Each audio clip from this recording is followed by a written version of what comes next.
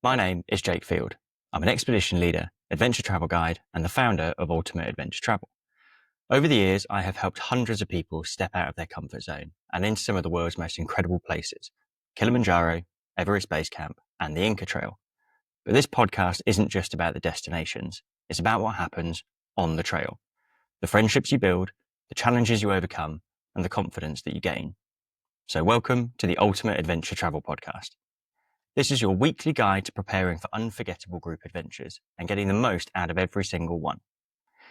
In each episode, I'll share practical advice, inspiring stories from past travelers, and expert interviews.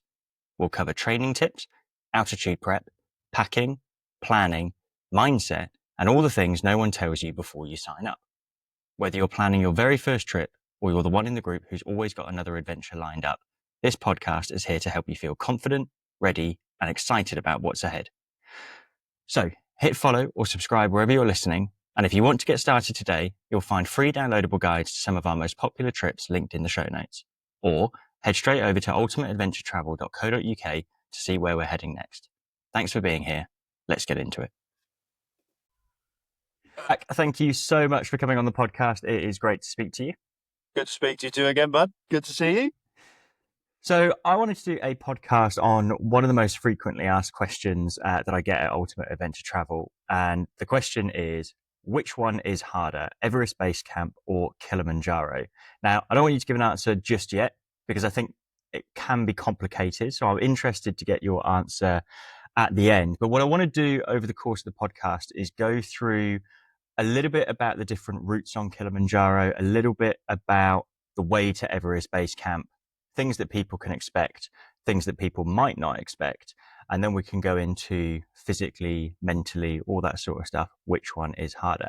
And the reason that I brought yourself on, Jack, is because I know that you've done Kilimanjaro. How many times is it now?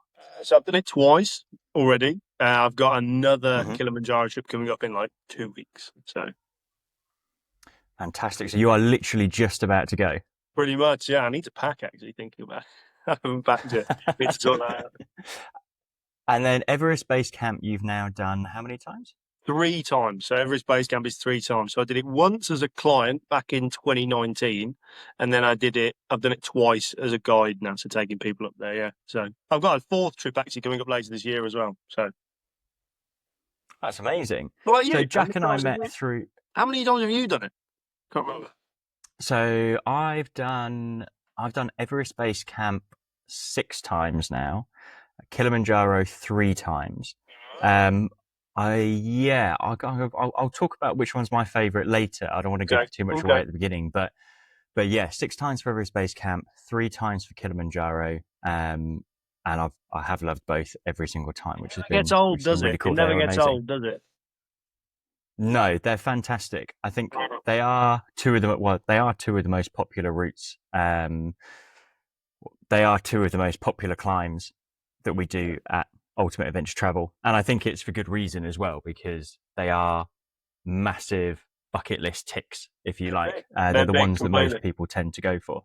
Yeah, man, 100%. They're those ones that people see, don't they? And they go, highest mountain in Africa, base of the highest mountain in the world. And they're like, those are some of the ones that people go, amazing. Those are the ones I want to do. Absolutely. So just tell me a little bit then, Jack, how did you get into guiding? We've known each other for longer than I can actually remember. Far too long. But how did you actually get into guiding? Well, so we've known each other for about 6 years now, I'd say, something like that, which is again too long, because we were both freelancers at the time. I mean, I'm still a freelancer, and you are now, the proud runner and owner of Ultimate Adventure Travel. So big well done. And yeah, about 6 years ago, and I don't think we liked each other initially, did we? Because we were both battling for the same kind of work, and we were the same kind of age, same qualifications, and we were like, why is he getting the work? Why am I not getting the work? But we decided to work together after a while, which was quite good. But we got into guiding, actually, again, credit to you as well. You helped me get into guiding. So I did a overseas trip for a school. So I took a school overseas to Kenya for a month. which was really good fun. They did loads of volunteer work, they did safaris, everything. Massive project for them, and it was really good. I had like 14-year-olds, I had all the way up to 18-year-olds right on this trip, so it was weird to manage that, and it was like 30 odd kids, so it was a big trip. And the guys who do that all the time, credit to them, because it is tough, you know. And then, I mean, I remember us having a conversation, and it was like, "Are you looking at doing some more trips overseas after this?" And I was like, "Yeah, you know, it's kind of sparked something in me. I think I enjoyed it a lot." Um, and that was with kids, and then it was with adults. So then there was the opportunities after that with adults. So it was kind of 2023 was when I first started doing the guiding overseas, and then kind of as these past couple of years have gone on, I've started taking adults overseas now, and it's great. I think it's fantastic. It's kind of massive chunks of time away, which are obviously difficult when you've got, you know, stuff to do at home, but they're also fantastic because you're in that environment all the time, and you're responsible for these people. You know, you're responsible for their trip, whether they enjoy it, the safety, you know, the logistics, all that kind of stuff.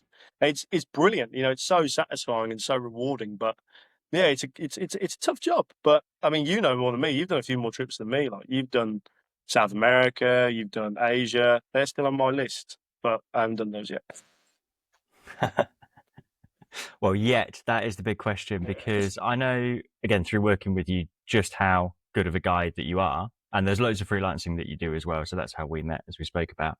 And there are always going to be plenty of trips over this side. So for anyone listening, if you are looking at coming on a trip with myself or Ultimate Adventure Travel, then I'm sure you will be bumping into Jack at some point along the way. You're one of the guides, aren't you? so specifically then, I brought you on because we wanted to talk about two of the most famous adventures that we do, and that is Kilimanjaro and Everest Base Camp. Now, Everest Base Camp is steeped in history. It's got a huge amount of history attached to it. I think it's always been one of those places that calls to people who really love the mountains. But Kilimanjaro is one of the 7 summits, and it's easily accessible to people as a first time trekking peak. Both are at high altitude. Both will cost you a similar amount.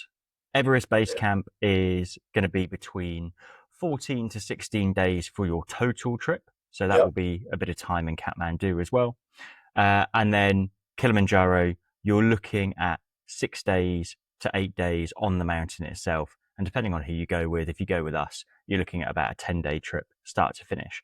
So that's kind of like a brief synopsis of the two trips compared side to side. But let's go into Everest Base Camp. So what are the challenges that you think people have with Everest Base Camp? Yeah, I mean, you hit the nail on the head with Everest. I love it. I think it's such a beautiful place. Nepal has got such a history with mountaineering, especially with the United Kingdom. You know what I mean? There's such a history there. It's so magical when you get there. But you are right. There are some difficulties, and there is a difference in the difficulties between the two mountains completely.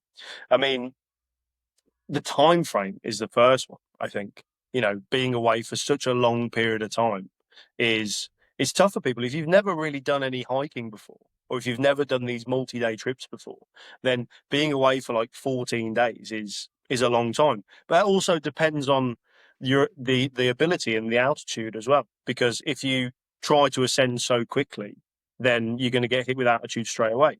So when we say hit with altitude, we mean things like acute mountain sickness and things like that. So as you go higher in altitude, the body responds differently to that lack of oxygen in the air. So imagine like at sea level, the oxygen is 100% in rough, pretty, you can, you know, your body's working you'll have 98 to 100% oxygen saturation in your blood. And then as you go higher, obviously the pressure is lower, and there is less amount of oxygen as you get higher. And so the body's working harder. I remember my first time at altitude, it's a weird feeling, isn't it? I'm going to say, what was yours like? What was your first time like at altitude? Well, the first time that I remember ever going to any sort of altitude was to go and climb Mount Toubkal. Mount Toubkal is 4,167 meters. Yeah. It's a really popular trip now that I'm running at Ultimate Adventure Travel. We've got a big group going out in September, and it's definitely become one of my favorites for like a quick getaway. So you get that mountain fix, but it's not to be underestimated. it's still classed as, yeah, you do it in 2 days. So, there's a few different variants on the route, but the most common route is that you will go into Imlil, you will stay in Marrakesh, then you'll drive to Imlil, you spend a night, and then you will go up to the refuge, spend a night at the refuge, and then climb the next day. You can add a little bit longer on if you want to, but the itinerary at Ultimate Adventure Travel is just that. You start in Imlil, you go up to the refuge, summit the next day, and come back down. So it's a really nice amount of time to be able to get that taste of high altitude. Now, that didn't particularly affect me, but it was the first time that I'd been to altitude, so I was a little bit nervous. The second time was then Everest Base Camp, and that was really my big experience of being at altitude. I found out through doing testing at the Altitude Centre in London that genetically I actually do get on quite well with being at altitude. A lot of it comes down to genetics. So, it doesn't matter how fit you are. The fitness really makes a difference in terms of how much you enjoy the trip, but it Yeah, doesn't I make a agree. huge amount of difference in terms of how you deal with the altitude. So definitely be fit if you're going to any of these places because you will enjoy the experience a lot more. But for being at altitude, a lot of that is genetic. So I went and got tested and found out that I tend to get on quite well. And then the third big experience, and to date the highest that I've been, is Kilimanjaro. Mhm. Now, I suffer more with the effects of altitude on Kilimanjaro compared to Everest Base Camp. And I Okay. think for me, that's because Everest Base Camp is a longer trip. And although you're at altitude for longer, because I end up coping with that quite well, that doesn't affect me. But the sharp or the quick ascent to Yeah. altitude for Kilimanjaro tends to just make me feel a little bit headachy. So not altitude sickness, which lots of people get confused with, but the effects of being at altitude. Yeah. 100%. Because you base camp, you've got length of time, So what? and then killer, you've got steeper. Well, not steeper, but like shorter period of time. If you know what I mean. You're ascending more over a shorter time frame compared to Everest Base Camp. Yeah, I agree completely. Yeah, so if we break it down in terms of how much altitude you gain in a space of time, then actually looking at them objectively, Kilimanjaro you gain, if you do the Marangu route, approximately 1,000 meters per day with one acclimatization day to take you up to 5,895 meters. Whereas Everest Base Camp, you're looking at over the space of approximately 12 days going up and back. You will get to Everest Base Camp, Five three. 5,300, Five 5,300, thousand yeah. three hundred and sixty-four, I think, something like And that. I was going to say, and doing Everest Base Camp, you feel every single one of them because it does take you that much longer to get there. Yeah. The other thing about Everest Base Camp is it's quite undulating. So Yeah. the way to the top of Kilimanjaro is essentially straight up, in my opinion. You can do the Lemosho route, which does have a few points where you gain altitude and come back down. If you go to Lava Tower, you will gain altitude and then you'll come back down. The same with the Machame. But Everest Base Camp is up and down, up and down, up and down. And the reason that I think it's important to note that is because on the way back, when you come off Kilimanjaro, everybody knows you've got a day and a half of practically running down, and that's it, you're done. Whereas Everest Base Camp, you forget how many hills you went Yeah. down on the Yeah. way there, and you now need to go up on the way back. Right. So the terrain, I think, does play a huge part. No, you're completely right. I remember having a client the once, and I think we were halfway through the Everest Base Camp trip, and they were like, "I didn't expect so many ups and downs," and I was like, "Okay, it's an interesting comment, you know." Yeah, but people only expect the ups; they don't expect the downs as well. But I think, yeah, Mm. like physically, it's different, isn't it? Because you got ups and downs, and so you're kind of used to that movement of coming down because coming down is always harder. I personally think coming down's harder than going up, right? And that's controversial. It can be controversial, but you know, when you're going up, you can kind of just I would get agree. your head. You'd agree, yeah? Get your head down and just walk. But coming down is much harder on the knees. You know, like the Marangu route on Kili, coming down the almost scree slope for like 2 hours. Your knees are screaming at the end of it, aren't they? So So yeah, no, definitely ups and downs is one thing people don't factor in. But another thing people don't really factor in either is the starting height as well. So for Everest Base Camp, you have to. It depends. You can either fly from Kilimanjaro, which isn't not Kilimanjaro. What am I on about? That'd be a long flight.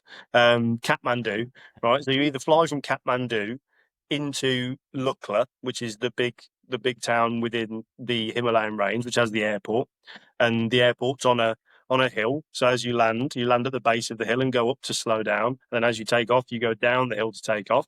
Very, very cool place. Um, but yeah, so you're either flying from Kathmandu or you're flying from Lukla, and then you're at 2,400, between 2,400 and 2,800 meters at Lukla, and then you start from there.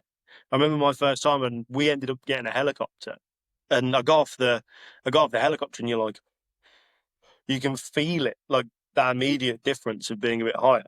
Whilst Kili, you don't start that high; you're much lower when you start already, and then you head up. So there's a difference there, I think, as well. Yeah, absolutely. Starting height makes a huge difference. And it's something that I think you can really appreciate when you walk the way to Everest Base Camp, but even more so when you see the helicopters flying in the valley, is you realize how much of a gradient there actually is. And I remember the first time that I saw a helicopter flying below me. That was a really Yeah, strange thing to see. Because on the way to Everest Base Camp, you've got helicopters flying up that valley, and towards the end, they're actually flying beneath you. yeah. So that can be a strange one. Whereas Kilimanjaro, I definitely didn't notice it as much. You do drive to the starting gates, depending on which route you do. The Machame and Lemosho are a little bit lower. The Marangu, you start a little bit higher. Um, but yeah, that's a really interesting point. The other one that I think would be good to talk about is climate.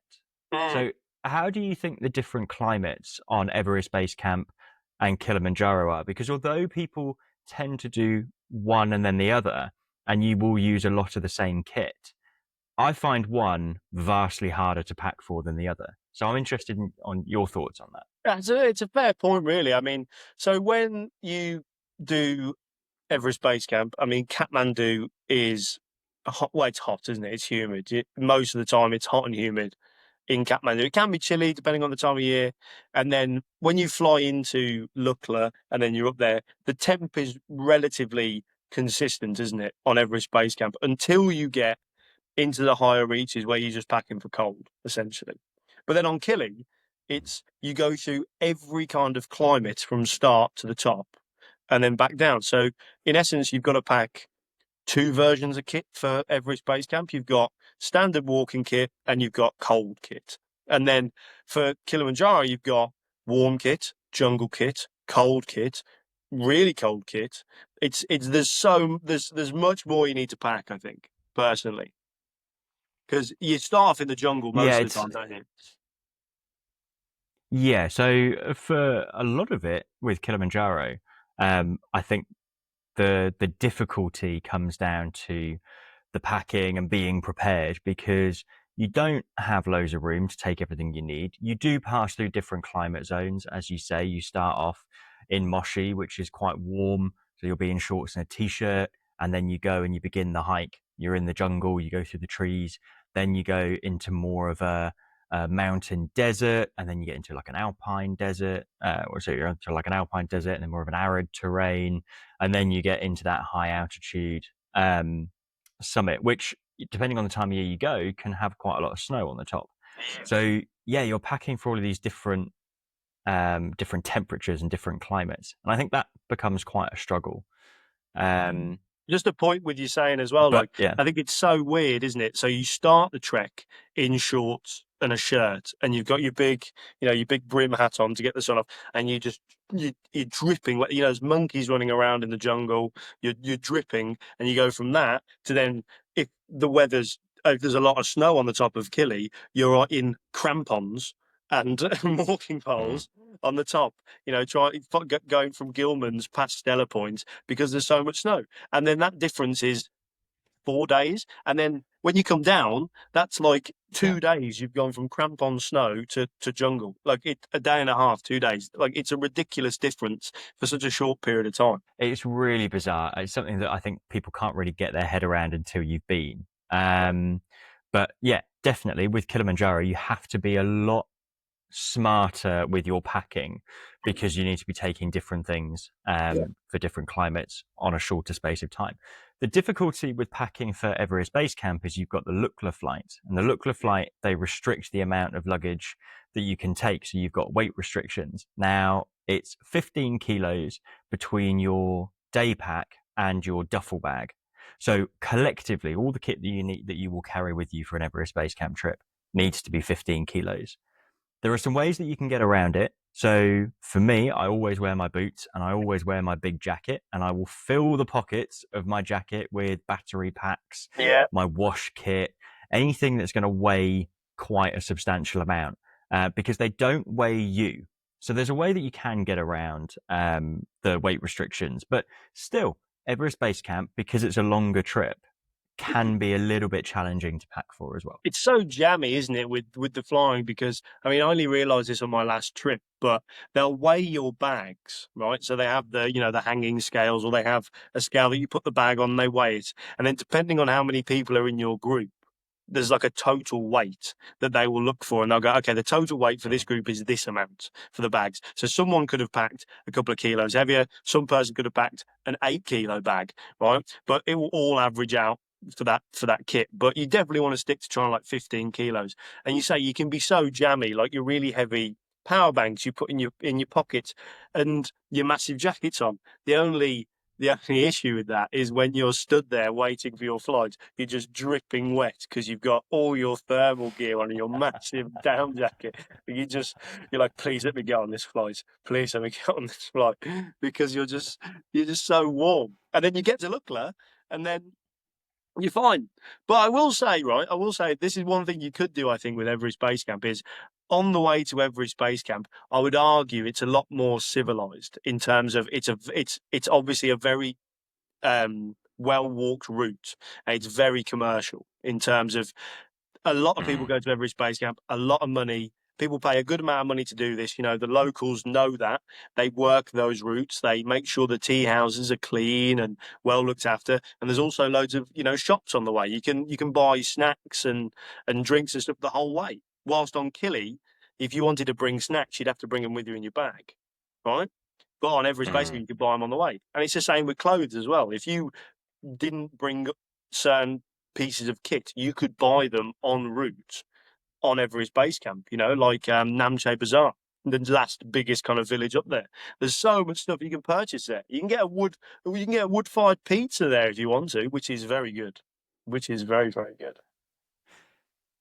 Namche is incredible. It's one of my all-time favorite places, and High Camp Pizza is what you're talking about. So the last time I was there, I spent a little bit of time talking to the owner, and we got on really, really well. And I was talking about the pizzas that he makes, and they are the best pizzas in Namche, and they also do some incredible like chicken wings as well. Now, I know eating meat on the trail is definitely controversial, and it's something that I always advise people: don't eat meat past Namche Bazaar because it will have to be carried in. But I know that the guys at High Camp Pizza, they get their meat flown in and then freeze it. So I always know that that's good. But yeah, big shout out to High Camp Pizza. If you're going to Nepal, that's the one to check out. And the Sherpa Barista Cafe is another really famous spot in Namche. In fact, I could probably do a whole podcast based on the food and drink in these different places like Nepal. Yeah, because trust me, I have tried them, I have recce'd them out because I love a good cup of coffee and I like good food at the start and the end of the trip. But you make a really what I was saying was, I was going to say you make a really good point about you make a really good point about the ability to buy things on the trail. So the fact that you've got those shops along the way to Everest Base Camp does mean that if you don't want to spend a fortune on all of your kit before you go out, you do have the ability to purchase it in places like Namche. Now, it's not necessarily going to be to the same standard but it also won't have the same price tag. Lots of people, when they're packing for places like Everest Base Camp, will say, how am I supposed to get 15 kilos worth of stuff in? And the big thing that's letting them down is they've got a 4 kilo sleeping bag. Those are some of the ways that you can start to save weight, either by buying a lightweight sleeping bag at the beginning or by looking at purchasing kit. It's You got also rent nice to one. have a bit of peace of mind.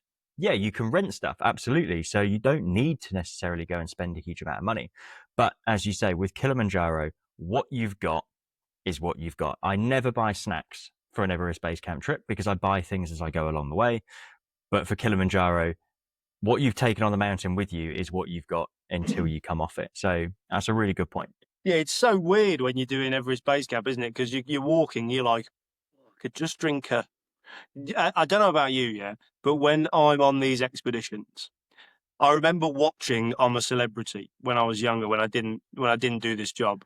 And you know that like the coming out show where they get back to a hotel and they're like, I just need a burger, I just want this, I just want that. I didn't really get it. And then you go away and you do these expeditions and you get it completely. You're just like your body just wants sugar, fat, calories. Mine's like cheese and beef. I want that so much all the time, right?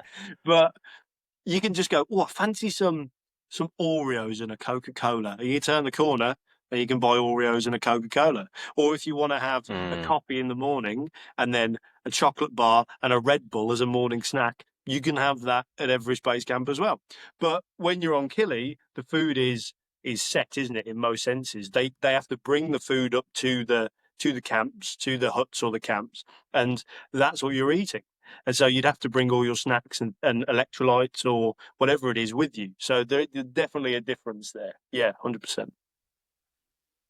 I totally agree. Those cravings are definitely something that people bond over when you're doing a trip. And I have had so many conversations coming down off Kilimanjaro and coming towards the end of an Everest Base Camp trip where people start talking about the food they're going to have when they get home. Yeah. And that always becomes a really passionate conversation as everybody's, really looking forward to those things that you haven't necessarily got. I will say my personal opinion, and this is not to say that the food on Kilimanjaro is bad, because it isn't. I do really like the food on Kilimanjaro. But I think the food that you have access to on Everest Base Camp is better, or at least there's more variety. Yeah. So when you go to a tea house on the way to Everest Base Camp, quite often they'll provide you with a menu that's, pretty much the same as all the other tea houses in the area. There's a bit of a set menu, and you will have choices of a load of different foods like pastas, rices, dalbat, but then also pizza, French fries, burgers. And that was something that really surprised me when I first started taking groups up to Everest Base Camp, is I was expecting to be eating a lot of dalbat, which is the Nepalese local dish. It's what they're famous for. And the porters will eat so much of it. There's that Yeah. famous saying, Dalbat Power 24-hour, which Yeah. you can get, which I think is brilliant. But they will eat a lot of that. The options that you have in the tea house will be everything from dalbat to macaroni and cheese, spaghetti Yeah. bolognese, French fries, burgers. It's become really varied. Now on Kilimanjaro, the food is also very, very good. It tends to be a soup as a starter, and then you have quite a carb-based main course. So on the trips that I do, um, with Ultimate Adventure Travel, we've really put a lot of thought into the menus because it's important that people are getting the nutrients that they need to take them to the top. So we make sure that there's a huge amount of carbs as the main source of your meal, because that is what you're going to be needing to get you to the top. It is not the right time to go to Kilimanjaro and lose weight. Kilimanjaro isn't a weight loss program. You might lose a little bit naturally, but you should be eating so much. Because that's what's going to carry you to the top. And then afterwards, we will do sometimes desserts of yogurts and fruit and things like that. So you'll be getting more often than not 3 courses. Yeah. But what's your opinion? Which of the treks do you prefer the food on? I think it's such a weird one because it's almost like having Netflix on your telly, right? When you're spoilt for choice, you don't know what to have. That's kind of how I feel sometimes in Everest Base Camp. But because it's a longer expedition, you have a chance to try all those things. And I definitely find with Mm. Everest Base Camp, people can get a bit bored of the food because you've got this massive amount of choice. You know, you can have porridge for breakfast, you can have pancakes, you can have egg on toast, you can have noodles, rice, you can have toasties, whatever you want for lunch, and dinner's exactly the same. You can have anything. People do tend to like stick to one thing, but they do throw some variety in there. But I find the conversations on the way down from Everest Base Camp, they're like, "Oh, I can't wait for this. Oh, I can't wait for that," because there's one thing they want, right? But then on Killy, because it's almost like a restricted menu, it's like a set menu, isn't it? It's like it's going to be a soup to start. It's going to be something for the main, and there's going to be a little sweet treat at the end. I find that if there's something that they're not expecting in that menu, then morale's so high. Like you can have access to all the cakes Mm. and coffee and pizzas in the world at Namche Bazaar, but when you're on Kili at Harumbo and they go, "We're having fried chicken for lunch," everyone's like, "Oh my god!" And it's just the fact that they can make that on the side of a mountain is ridiculous with the facilities that they have. You know what I mean? But the guys do so well to cook and cater on Killy, as well as Everest Base Camp. But I think because it's like having to choose between 3 films and then 400 films. On Killy, you're so excited to have something that's just slightly like home compared to Everest Base Camp, where you could have something that's like home, but it doesn't meet the mark. And I will say, I don't want to get in a fight. I don't want to offend anybody in Nepal, right? But their pizzas, other than High Camp, are terrible, right? They can't make pizza in tea houses. I think that's my opinion, right? I don't like the pizzas, right? And I've said it to people before. I've gone, if you want a pizza, fair play, have one here at the High Camp Cafe. Big shout out again to High Camp Cafe, right? But if you're going to have one in a tea house, it's not going to be that. If they have that one, they think it's going to be like that everywhere, and it's not. It's really not.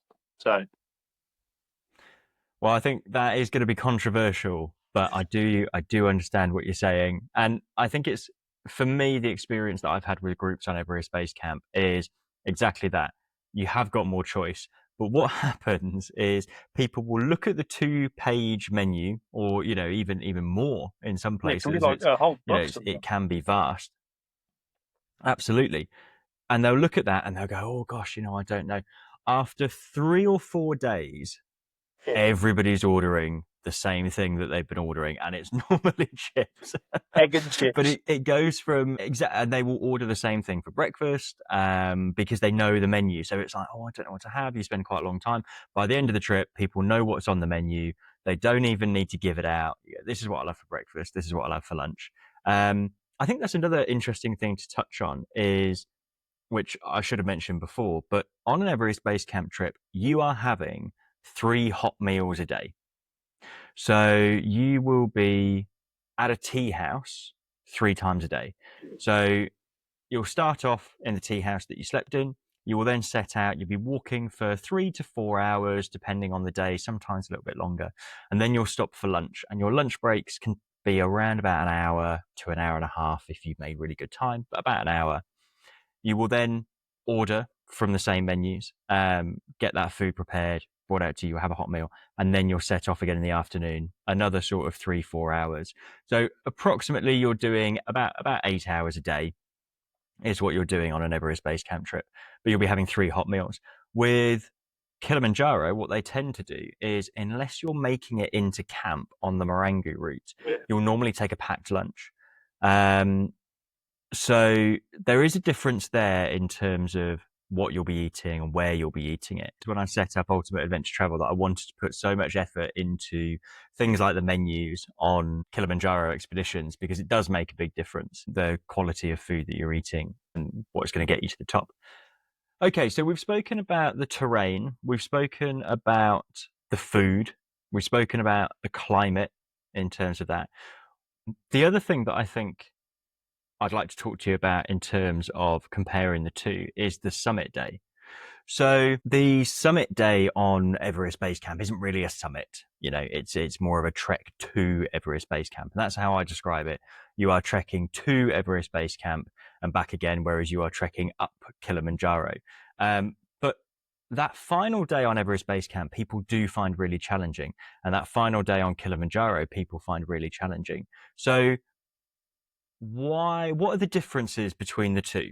Why might people find those challenging?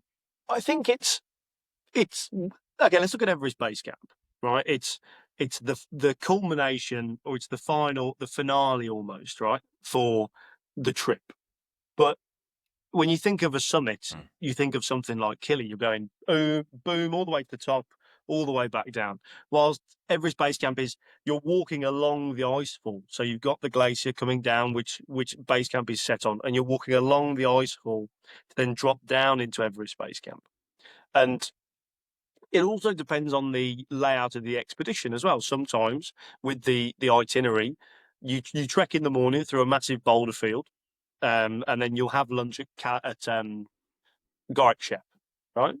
And sometimes, depending on the itinerary, you stay at Gorik Shep for the night, and you can do Kalapatar in the afternoon, which is a hill at Gorik Shep, which is actually higher than Everest Base Camp. It's a couple of 100 meters under the height of Kilimanjaro, but you can do that and then come back down, and you can feel acclimatized. And then the next morning, you go to Everest Base Camp, and then you walk all the way back down after that, right? And that works for some. But I find that if you walk to Kalapatar, not Kalapatar, sorry, to Gorik Shep and have lunch, you kind of just want to go to Everest Base Camp and come back, and then you know you're on the downhill after that, right? So there's that element. And it's like a day hike. You start normal time in the morning, you walk, you have lunch, you walk to Everest Base Camp, and you come back. Whilst Kili, it's a lot different. You're setting out, 12 o'clock, midnight, 1 o'clock in the morning, or even earlier, 11 o'clock in the morning, to then go for your summit push. You're walking in the dark, you're going up the whole way, whilst Everest Base Camp is a bit flatter, but you're going up the whole way. You'll hit Gilman's Point if you're going from a couple of the routes, say 7 a.m. So you've been trekking for 6, 7 hours, and then you've got about an hour and a half to the summit, and then you're heading down after that. And then you head down, you have a bit of food, a bit of a rest, and then you head down even further, right? So I'd say Everest Base Camp is flatter as a summit because it is kind of a summit, it's flatter, but then Kilimanjaro is, a bit more of a mission. And it feels like a summit. I know it sounds daft, but it feels like a summit. Whilst Everest Base Camp feels a bit like a day hike, and then you're coming back down. But I mean, the amount of time you've spent on the mountain for Everest Base Camp, it is tough. Like, don't get me wrong. I've had clients get to Gorik Shep and then go, I'm not going any further, because they've just wanted to stay there because they're that, knackered from 8 days of hiking. Whilst as Kili, you're like, yeah, I feel ready for it. I'm ready to go. And then you realize how long that summit day is. And time frame is definitely different, and terrain is definitely different, I will say. Again, I completely agree with you. I think that way of phrasing it of you're going to Everest Base Camp, and don't expect to have that same summit feeling when you look up at Everest from base camp. I think it's the fact that you're standing in the presence of something so historical and something that so many people have tried and failed, and there's the history behind it, which is incredible. That's something to bear in mind. The best views of Everest aren't actually at Everest Base Camp. As you know, you can't see Everest properly from Everest Base Camp. The top of it is obstructed. So you get far better views on the way going to Everest Base Camp than you do whilst you're there. If you want fantastic views and a bit of a summit, then you'll have the option to do Kalapatar in the morning. And that kind of gives you more of a summit feeling.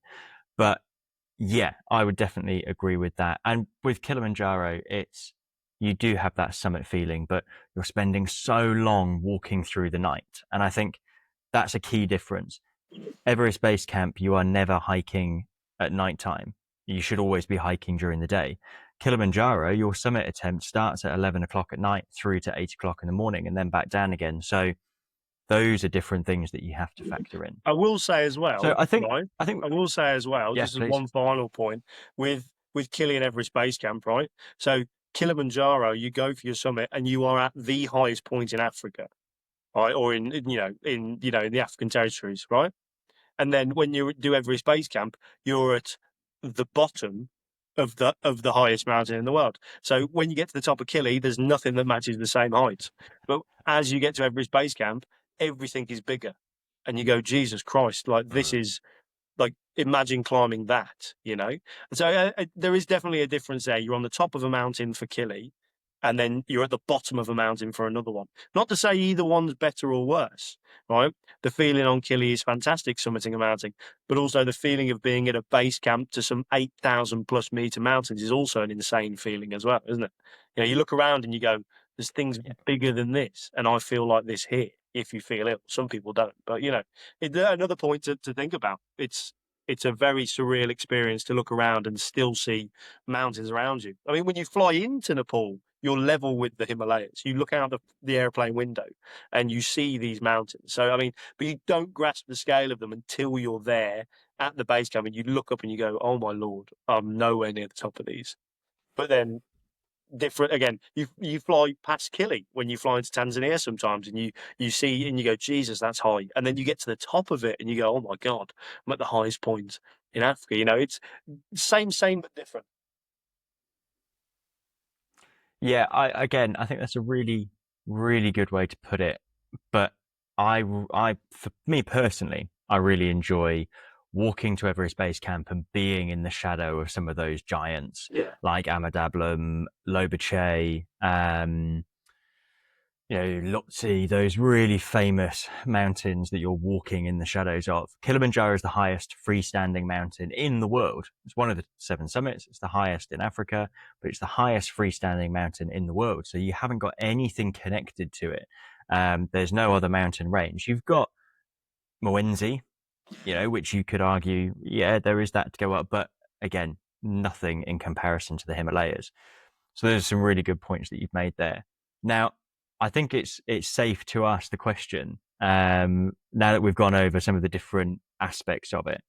But in your opinion, what do you think is harder, Everest Base Camp or Kilimanjaro? So this is like to me personally, right? I think Everest Base Camp is harder, right? As a trip, as a whole, I think is harder. I think the summit night on Kili is very hard, right? And you got to be able to sit with yourself and grit it out for however many hours it is. But I find Everest Base Camp harder because of the longer time frame. You know, you've got to keep that headspace about yourself for the trip for much longer than you have to do with Kilimanjaro, and you're at altitude for longer. So you might have symptoms of altitude on Kili, but they may only last they last potentially a shorter period of time compared to Everest Base Camp, where you may be sitting with them for a longer period of time. But that's my opinion. I think Everest Base Camp is tougher because of the time frame. What about you? What's yours? Well, that's really interesting because, again, I hadn't asked you at the beginning. I didn't No. know what your answer was going to be prior to this moment, but I disagree. I Okay. actually think that Kilimanjaro is harder. For me, it comes down to that summit night. Yeah. Now, I would say that Everest Base Camp is harder every single day comparatively to Kilimanjaro, aside from that summit night. Yeah. And that summit night, I find far harder than any of the days that you would have on Everest Base Camp. Now, Mm. I understand that Everest Base Camp is significantly longer, so that definitely has an impact because you're a bit more run down. You may not have eaten in the same way that you would. You're not at peak physical fitness. Kilimanjaro is a little bit shorter, so unless you get ill, you should still have quite a lot of those reserves. However, simply because of the summit night on Kilimanjaro being as long as it is, up such a steep gradient Yeah. and through the middle of the night, Yeah. if I had to choose between the two, I would say that Kilimanjaro objectively is harder than Everest Base Camp. But I really like that our opinions don't match. And the reason that I do is No, I because do I as well. think that no, but I think that everybody has a different opinion. And once you've done both, you can accurately compare. But it's always interesting. Going not off topic, but just slightly onto a different trip. I had one person that said that Tube Cow for them was harder than Kilimanjaro. Now, I Really? would never have said that. But Wow. but it shows that different people find things at a different level of a challenge. So I think there's so much to consider with when you're comparing Everest Base Camp to Kilimanjaro. So as we've spoken about, you've got the climate, the terrain, you've got the food, the culture, you've got the packing. There's so many different aspects, and actually, it does come down quite a lot to what personally you would find more difficult when you're looking at all of those things. There you go. Both you and I have done both of them. We've guided both those trips for the last few years. Slightly different opinions, Very but different what we opinion. do agree on is that they're both fantastic trips. And I think for anybody listening, if you are considering doing Everest Base Camp or Kilimanjaro, it is definitely worth it. They will be one of the best experiences that you've had of your life, and they will be memorable as well. People are still talking to me about trips that we did to Everest Base Camp from years and years and years ago, and that's what I really like. Now, Jack, before you go, I've got two questions that I ask everybody who comes onto the podcast, Okay. and I've deliberately not told you about these questions because I want your Raw answer, is that what it is? honest and open answers. I want your raw answers. So thank you so much for taking the time to come on and have a chat with us. I Thanks for found it having me, man. really interesting. I think people who have listened will find it really interesting as well. We're going to wrap it up here. So the first of the two questions is, what's one moment from your travels that has changed the way you see the world? Ooh, that's a good one. Jesus. One moment on my travels where it's changed how I see the world. Jesus. Um, I mean, there's a few, isn't there? I mean, if you do something like this, your perspective is getting changed all the time when you see things like that. I think one that really stuck out to me was because I mean, talking about Everest Base Camp was in the Himalayas. So when a lot of the kit that is carried or flown up and down the valley, like I say, it's either flown up, carried on animals like donkeys and yaks, or it's carried by people, right? And you don't realize how much these people can carry. So the Nepalese, for example, their average height is a little bit shorter. They are a bit shorter, right? I'm saying that as a 5'7" bloke, right? 5'8" on a good day, right? These guys are like 5'5", and they've got flip flops on, shorts on. And this is the bit that I got. I was walking, and you've got all the gear, and you feel a bit, you feel a bit tough because of the altitude. And a guy walked past me in flip flops, shorts, a Man United t-shirt with his Nokia brick phone with his headphones clicked in, and he was carrying a chest freezer on his head, a chest freezer, and I was just like, I just it just completely blew my mind. So I'd say that one. You're like you think you feel rough and you've got all this gear on, but actually there's people who live there who thrive with much less, and that really changed my mindset. So That's a really good answer. The people out in Nepal definitely change your perception on what's tough and what people are capable of and the way that they carry those huge weights. As you said, a chest freezer. I've seen pool tables, snooker tables being carried up. I've seen fridge freezers, all that sort of stuff. I think building material, like people whole walls really, if just you on are, their head. It's not. yeah, absolutely. I think people, if you are trekking to Everest Base Camp, it's important to remember that the majority of what you are seeing has been carried up because there's no roads and not many people can afford to get helicopters in to drop off No. supplies. So the majority of what you've seen, tables, chairs, coffee machines, all of that has been hiked up, and it's sometimes better to get people to do it depending on the terrain. So that's a really good answer. My second question for you then, and my last question, is, what has adventure travel taught you that nothing else in life has? Ooh, that's a good one. That's a good one. Um, but- oh God. It teaches you so much, don't it? You know what I mean? Especially guiding it, because you realise that catering to, you can't please everybody, unfortunately, when it comes to adventure travel. Some people have preconceptions going into the trip, and maybe those aren't met, or maybe something happens and it's, someone gets ill and they have to be flown out, and that's not ideal, or you have to send somebody down because of their symptoms. So I think one thing it's taught me more than anything is patience, 100%. Like patience with the situation, and that I call it like a Hakuna Matata mindset. You know what I mean? It's like, especially if you when you're in Kilimanjaro, they're like, it's okay. They're like, it's no problem. We'll wait. We'll see how it goes. Their patience is fantastic, and it's the same in all these places. They have a very relaxed view on the extremes in a way. Like we go there and it's our extreme. People have never been to these heights before, but the people whose that extreme is their normal, they're very relaxed and patient. And I think that's a very, very important thing to have, because you can take that back to anything. In a sense, you can come back home, you go back to work or whatever it is, and that level of patience will fold and go into those other things as well.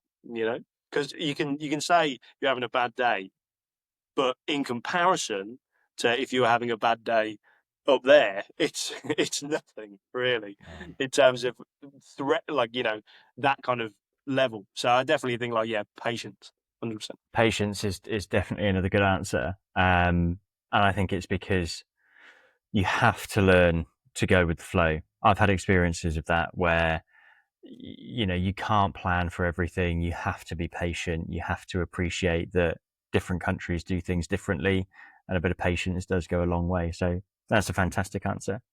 Well, as I said, Jack, thank you so much for taking the time to come on. I've had a really good conversation. I am sure you will definitely be coming back on. There's so much more that we can talk about, and for much longer as well. But I'm sure the people listening will be getting sick of our voices. So They're we're like, gonna oh, we're wait, gonna we're gonna keep it down to that. But if you have enjoyed today's episode, then do make sure that you subscribe to the podcast, and you will then be updated with all of the episodes as they are released. I will put links to Everest Base Camp and Kilimanjaro in the show notes below. So if you are interested in experiencing Everest Base Camp or Kilimanjaro for yourself after this conversation, then you can go and check out the details. And I will also put a link into the Ultimate Adventure Travel Guides to those destinations, so that you can get a bit more of a sense of what Jack and I were talking about and those trips in a bit more detail. But until next time, Jack, thanks once again. It's been a pleasure having you on. thanks, dude. See you later. Take care. Bye bye.